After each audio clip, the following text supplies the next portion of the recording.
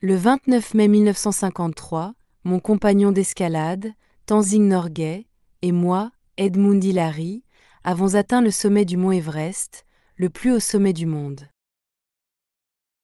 Voici mon histoire. Un voyage fait de lutte, de victoire et de l'excitation intense que nous avons ressentie en atteignant le sommet du monde. Depuis mon enfance, j'étais fascinée par les montagnes de la Nouvelle-Zélande et je me sentais attirée par l'escalade. Mais l'Himalaya était plus qu'un rêve. C'était comme un monde mystérieux et inaccessible. J'ai vécu une vie simple en tant qu'apiculteur, mais mon désir d'escalader s'est renforcé chaque année. Chaque sommet que j'ai gravi ne faisait que me faire penser davantage à l'Everest, qui représentait le défi ultime. Beaucoup avaient tenté d'atteindre son sommet, et malheureusement, beaucoup étaient morts en essayant. Pour gravir l'Everest, il fallait une force, une habileté et une endurance rares. L'équipe britannique de l'Everest, en 1953, était composée de montagnards expérimentés. Notre chef, le colonel John Hunt, a planifié chaque détail avec soin, divisant les tâches, préparant l'équipement et s'assurant que chacun d'entre nous était prêt pour l'ascension. Nous sommes arrivés au camp de base en mars et avons vu l'énorme et intimidante silhouette de l'Everest.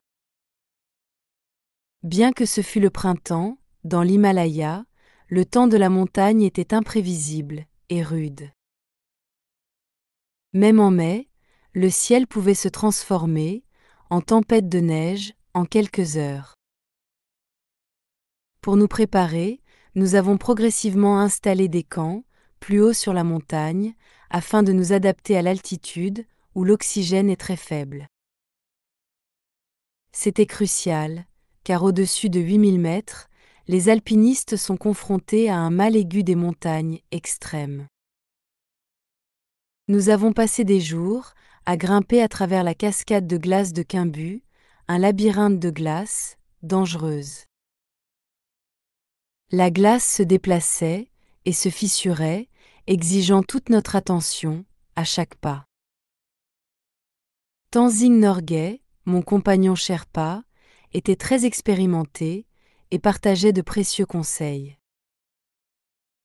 Un Sherpa est une personne d'un groupe ethnique originaire des régions montagneuses du Népal. Nous avons développé une forte confiance sur laquelle nous allions nous appuyer pendant l'ascension.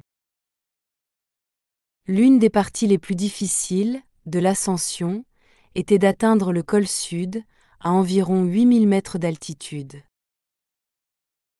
C'est la zone entre l'Everest et le Lhotse où nous avons installé le camp 4. Lhotse est un autre sommet, élevé.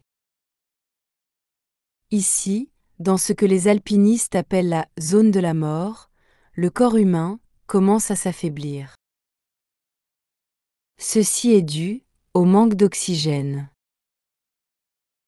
Nous utilisions des bouteilles d'oxygène, mais même avec celles-ci, nos mouvements étaient lents. Les actions les plus simples nous épuisaient. La température est tombée à moins 40 degrés Celsius.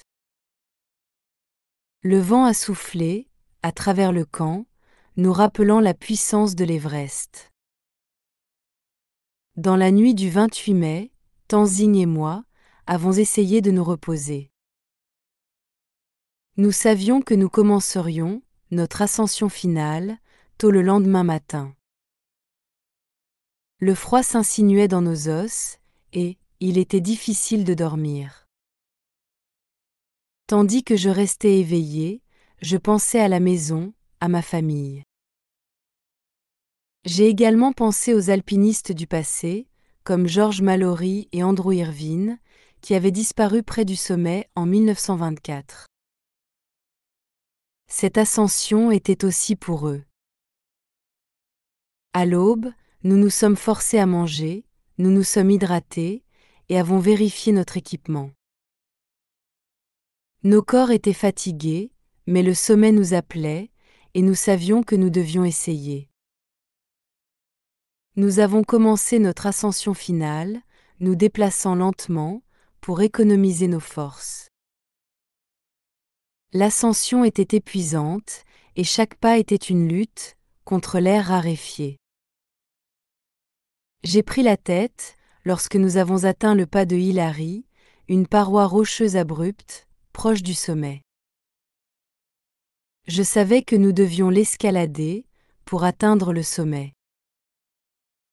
Avec précaution, j'ai trouvé une petite fissure dans la roche, j'y ai coincé mes bottes, et je me suis tiré vers le haut. Avec une intense concentration, j'ai grimpé, et atteint une petite corniche.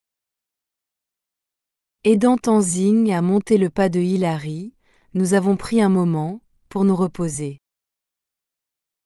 Il ne restait plus que quelques mètres. Avançant pas à pas, nous nous sentions proches, mais craignons que tout puisse mal tourner. Mon esprit alternait entre excitation et épuisement. Enfin, la pente s'est aplanie, et nous l'avons vu, le sommet de l'Everest. L'air était immobile, comme si l'Everest nous avait accordé un moment de calme.